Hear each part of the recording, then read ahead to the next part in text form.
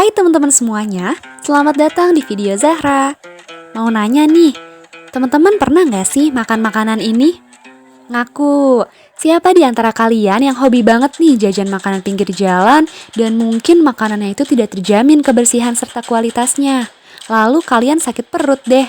Mungkin di makanan itu ada... Ups, langsung aja yuk simak videonya. Pas banget nih, kalian nonton video yang tepat. Video ini berjudul Uji Aktivitas Antimikroba pada Spirulina platensis dengan pendekatan metabolomik yang disusun oleh saya sendiri yaitu Zahra Sofia Hanin. Video ini dibuat untuk memenuhi tugas akhir semester mata kuliah metabolomik yang dibimbing oleh dosen tercinta yaitu Pak Intan Taufik. Dalam video ini terdapat bagian pendahuluan, rancangan penelitian, gambaran hasil, serta rancangan anggaran biaya. Pertama, mari kita masuk ke bagian pendahuluan. Jadi, apa benar bakteri patogen dapat ditularkan melalui makanan? Di dunia, keamanan pangan merupakan masalah yang paling umum dan besar dampaknya bagi kesehatan manusia, karena setiap hari terjadi interaksi antara manusia dengan makanan yang dikonsumsinya. Setiap tahunnya, lebih dari 2 miliar orang terkena dampak penyakit yang disebabkan oleh patogen dan ditularkan melalui makanan loh. Wow, mengerikan sekali bukan? Lihat, beruang saja sampai kaget. Beberapa mikroorganisme patogen yang berpotensi ditularkan pada makanan antara lain yaitu misalnya E. coli yang dapat menyebabkan diare, infeksi saluran kemih, dan keracunan darah atau sepsis. Kemudian, Salmonella dapat menyebabkan penyakit pada saluran pencernaan dengan gejala seperti diare, kram perut, mual, muntah, dan demam. Terapi untuk menyembuhkan penyakit yang telah disebutkan umumnya dengan mengonsumsi obat yang berasal dari bahan kimia dan memiliki efek samping teman-teman. Hal tersebut menyebabkan dibutuhkannya senyawa yang berperan sebagai antimikroba, misalnya Spirulina platensis. Spirulina platensis termasuk ke dalam golongan cyanobacteria yang mengandung senyawa antimikroba sehingga dapat menjawab permasalahan tersebut.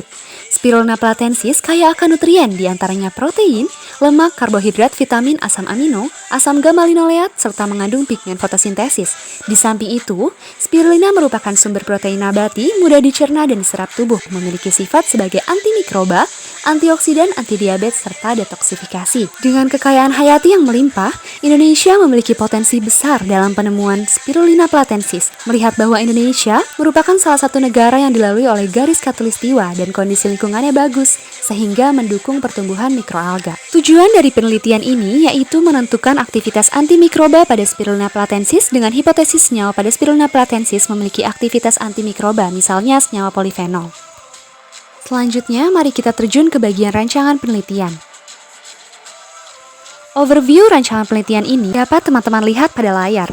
Pertama-tama, dilakukan isolasi bakteri patogen yang berpotensi ditularkan melalui makanan, misalnya E. coli, Pseudomonas aeruginosa, Enterococcus faecalis, dan S. aureus, di mana strain E. coli dan S. aureus digunakan sebagai kontrol. Spirulina platensis yang telah dipanen dibilas dengan air deionisasi dan dikeringkan semalaman di oven pada suhu 80 derajat Celcius.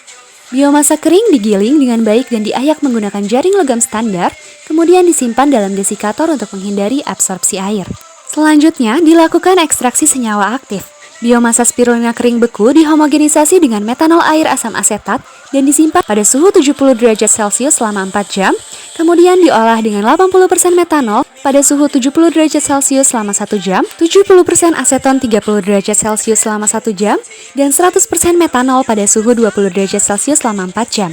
Ekstraknya disentrifugasi pada 2800 G selama 10 menit pada suhu kamar. Supernatan disaring dengan kertas saring wetman dan pelarut diuapkan dengan menggunakan rotavapor dan selanjutnya dikondensasi. Bagian ekstrak ini dilakukan kromatografi kolom dan dielusi dengan N-heksana, kloroform, etil asetat, dan metanol menghasilkan 13 fraksi yang kemudian digabungkan berdasarkan KLT menjadi 2 fraksi, yaitu fraksi A dan fraksi B. Kedua fraksi tersebut dianalisis aktivitas antimikrobanya. MIC dan MBC ditentukan dengan metode mikrodilusi. Konsentrasi larutan stok fraksi yaitu A dan B diencerkan untuk menghasilkan konsentrasi uji akhir dengan rentang 0,12 hingga 250 mikrogram per mililiter. Untuk setiap strain, 10 mikroliter inokulum ditambahkan ke masing-masing well untuk menghasilkan volume kerja akhir 200 mikroliter per well. Plat 96 microwell diinkubasi pada 37 derajat Celcius selama 24 jam. MIC ditentukan sebagai konsentrasi yang tidak memperlihatkan pertumbuhan, sementara MBC ditentukan dengan subkultur 20 mikroliter dari masing-masing well dan tidak menunjukkan pertumbuhan pada agar MH. MHB broth inokulum bakteri dan 1% DMSO digunakan sebagai kontrol negatif, dan ciprofloxacin digunakan sebagai kontrol positif. Selanjutnya dilakukan analisis GC-MS. Fraksi yang menunjukkan aktivitas antimikroba dianalisis menggunakan GC-MS. Sampel diinjeksikan ke dalam sistem GC-MS dan digunakan helium sebagai gas pembawa dengan laju alir sebesar 1 ml per menit. Spektrum massa mendeteksi metode ACQ pada kecepatan scan 2000, M/Z mulai dari 40 dan berakhir di 1000. Gas Chromatography Mass Spectrometry atau kerap disapa GC-MS adalah suatu metode yang menggabungkan fitur dari kromatografi gas dan spektrometri massa untuk mengidentifikasi zat atau senyawa berbeda yang terkandung pada suatu sampel. Dalam kromatografi gas, pemisahan terjadi saat sampel diinjeksi ke dalam fase gerak, pada kali ini digunakan helium. Fase gerak membawa sampel melalui fase diam yang ditempatkan pada kolom dan terjadi interaksi. Interaksi tercepat akan keluar kolom lebih dulu, dan yang lambat akan keluar paling akhir. Komponen yang terpisah kemudian menuju detektor dan memberi sinyal yang ditampilkan pada komputer sebagai kromatograf. Selanjutnya, dilakukan analisis menggunakan SEM atau Scanning Electron Microscopy. Sel bakteri diberi perlakuan buffer dengan 3% glutaraldehyde selama 30 menit, kemudian dibilas dengan buffer dan diberi perlakuan dengan Z-turquoise osmium peroxide selama 30 menit.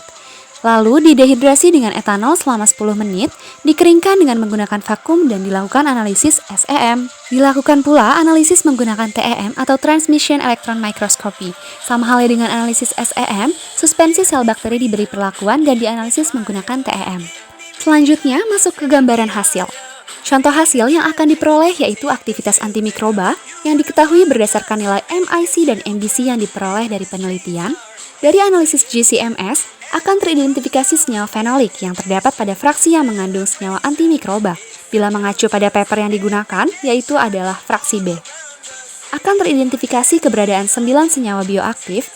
Senyawa tersebut dapat teman-teman lihat pada tabel 2. Di samping itu, dari hasil TEM dan SEM akan menunjukkan perubahan morfologi pada bakteri patogen yang ditularkan melalui makanan. Seperti yang teman-teman lihat pada gambar 2 dan 3, perubahan morfologi tersebut disebabkan oleh adanya senyawa polifenol pada fraksi B atau fraksi yang mengandung senyawa antimikroba.